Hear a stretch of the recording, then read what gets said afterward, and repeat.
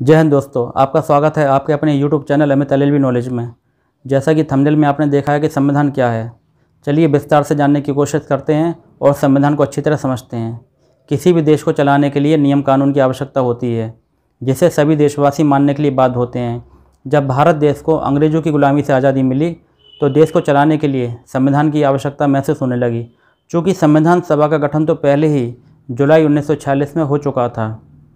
संविधान सभा की प्रथम बैठक 9 दिसंबर 1946 ईस्वी को चैम्बर काउंसिल के पुस्तकालय भवन नई दिल्ली में हुई थी।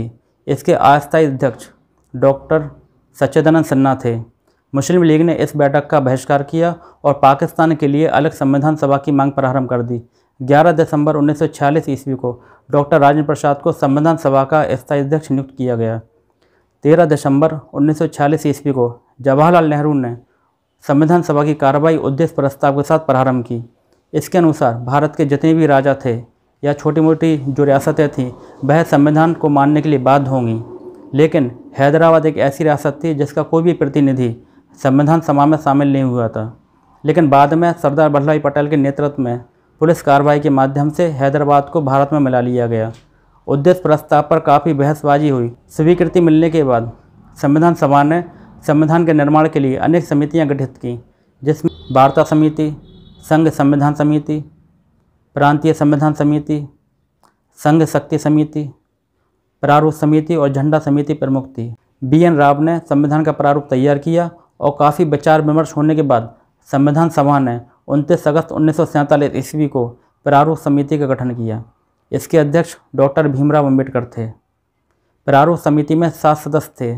Number 1 doctor Bhimrao Ambedkar, number 2 N Gopala Swami Ayyangar, number 3 Alladi Krishna Swami Ayyar, number 4 Kanhaiyalal Manilal Munshi, number 5 Syed Mohammad Saadulla, number 6 N Madhavrao, number 7 DP Khetan.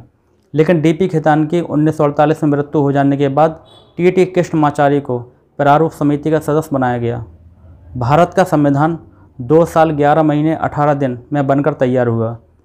Bharat के संविधान के निर्माण में 6.4 करोड़ रुपए का खर्च आया। भारत के संविधान को 26 नवंबर 1949 को संविधान सभा द्वारा पारित किया गया। जब भारत का संविधान बनकर तैयार हुआ तो उस समय संविधान में 22 भाग, 395 अनुच्छेद और 8 अनुसूचियाँ थीं।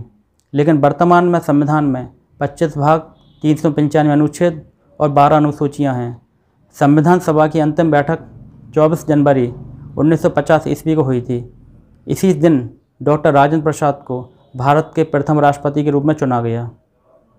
इसके बाद भारत का संविधान 26 जनवरी 1950 ईस्वी को लागू हो गया, जिसे हम गणतंत्र दिवस के रूप में मनाते हैं। इंग्लिश में इसे रिपब्लिक डे भी कहते हैं।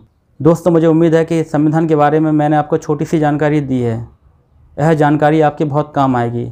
अगर आप मेरे चैनल पर पहली बार आए हैं तो मेरे चैनल को सब्सक्राइब कीजिए और बेल आइकन का बटन दबाना नहीं भूलिए, जिससे कि मेरी आने वाली वीडियो आपको सही समय पर प्राप्त हो सके। धन्यवाद।